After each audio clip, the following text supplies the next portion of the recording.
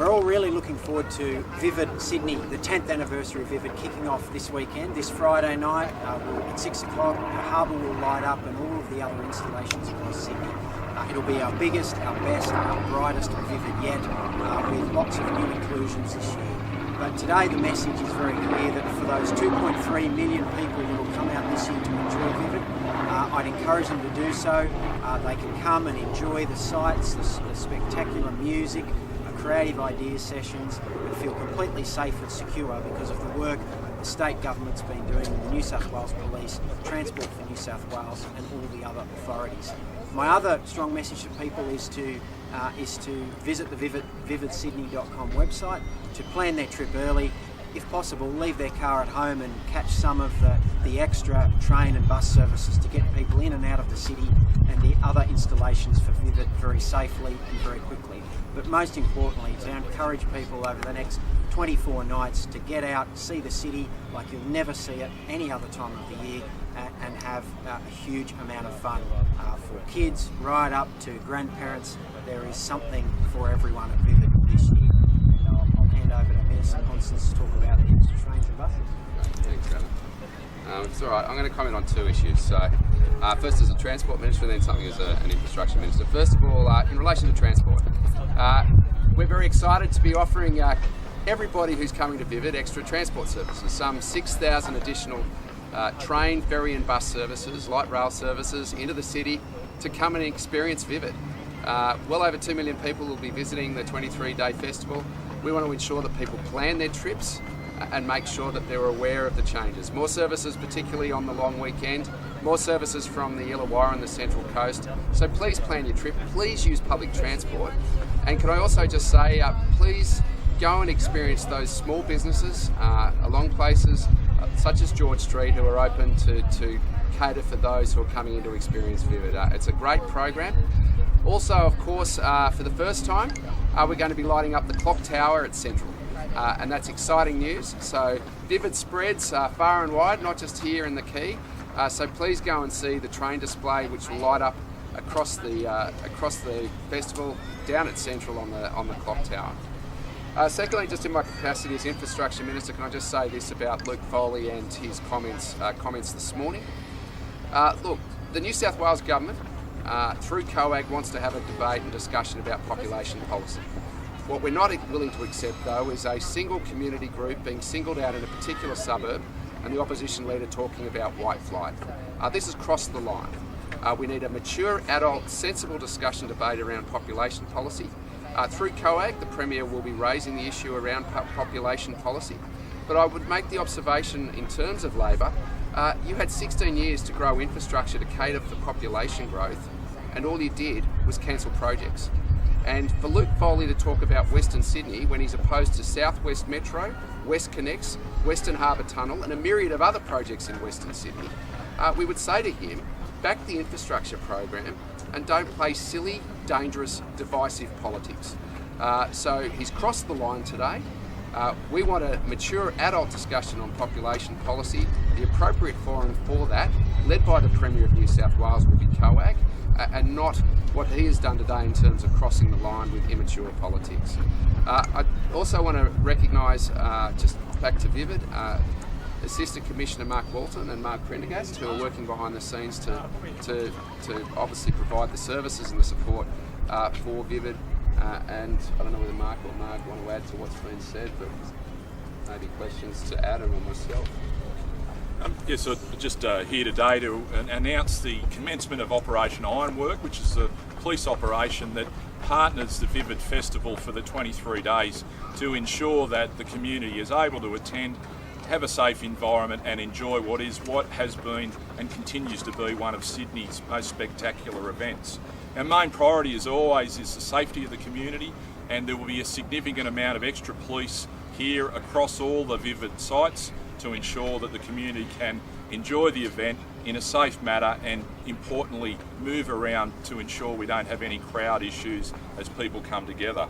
There'll be police from the myriad of our different organisations, so uniform, plainclothes police. We'll also have support from our other units, including our public order and obviously the water police will be out because it is a water event, and we ask those that attend to have some regard for their own personal safety. Make sure you have some situational awareness around what's going on, particularly on the water. Ensure you comply with the rules and any directions that are provided by the water police. So our message is, please come. As has been mentioned, it's a couple of thousand people that visit Vivid every year. It is a safe environment. There's a lot of work that occurs both with the police and all the other government agencies to ensure we deliver what has been and continues to be a great event here in Sydney. Thank you. Yeah.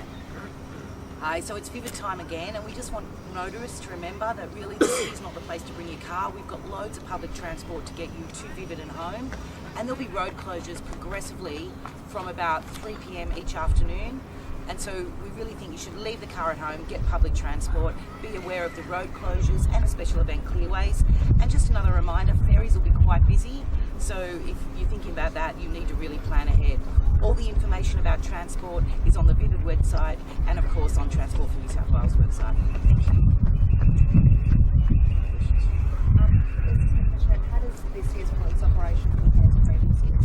There are a few additional police shifts, but we're in the order of 2,000 additional police shifts across those 23 days. So we're very mature and practiced in the way that we operate during Vivid and all our events here in the Sydney CBD. It really is largely business as usual with all those extra police that come in to provide the extra capacity for these special events.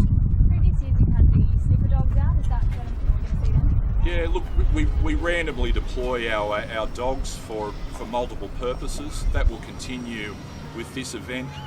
We are managing crowded places, so we're very conscious of ensuring those crowded places are sanitised to start with, and there's sufficient police there to look after the people that are in those crowded places. Are there any vehicle mitigation strategies in place this year? Yeah, certainly. So being able to manage traffic and the interface with crowds is something that again has matured significantly over the last few years. There will be significant road closures, and they are certainly available to the public off the Vivid website. Those road closures fluctuate depending on what we anticipate the crowds are. So on our weekends, our long weekend, they're our big event periods. Our traffic management extends quite significantly out from those event areas. That includes police on point duty, it's barriers, it is some concrete barriers, but it's also some vehicles. So it's a mix of options that we use to prevent traffic and crowds coming together and keep everyone safe. So we're looking at an increased terrorist? No, there's no change in the national threat assessment of probable. Minister, 6,000 extra public transport services, you said. Do you have the staff to cope with that extra care? Well, I mean, one of the great things about the timetable change and the on-time running performance that we're seeing, particularly during peak hour, is that we've been already putting in the services and we've catered for that growth. But what we're doing here is also putting on extra services. So some of our staff, of course, will put their hands up for overtime and cater for Sydney as the excellent customer service focus of our staff continues. And 6,000 extra services for the 2.3 million people plus who will come and visit Vivid over the next 23 days is very exciting, and we just want to make sure that people don't drive their car and get on public transport. you mentioned people heading to George Street shops in particular. Is that in response to the issues with the light rail and the decline in business for a lot of those businesses? Yeah, absolutely. We want people out there to go and support business in George Street, in Devonshire and Kingsford. And as people come in for Vivid, take the time and come and have a meal in some of the restaurants that are off George Street, and know that those businesses, obviously with the construction delay, are doing it tough, and please come in and support them. Do you say this because there's a pending class action, or possible class action? It's a class action got to do with. Well, you're promoting those businesses because they're threatening. Well, I'm not running the city down unlike Labor. The point is that we continue to provide financial assistance to those businesses, but 2.3 million visitors to Vivid. Please come and have a meal in some of those restaurants. Buy yourself a cup of coffee through those coffee shops. There's a recognition they're doing it tough, and with this many people coming into town, come and support the business. Yes, sure. Tourism numbers, how many expected from Sydney and Australia? Well, last year we had over 2.3 million visitors, and this year, if the weather's kind to us, we anticipate seeing even more than that. Year on year now, we've been increasing our interstate and international visitation, and we expect that visitation to continue to increase this year. For example, we've been working very hard in the Chinese market. We expect to see over 30,000 international Chinese tourists come to Vivid this year, and increasingly more and more international tourists are seeing Vivid now as one of those must-do events on their travel calendar, because this event is not just the biggest event anywhere in Australia. It's now one of the iconic international events that many tourists across the world want to actually visit, because it's an opportunity to see Sydney like no other time of the year.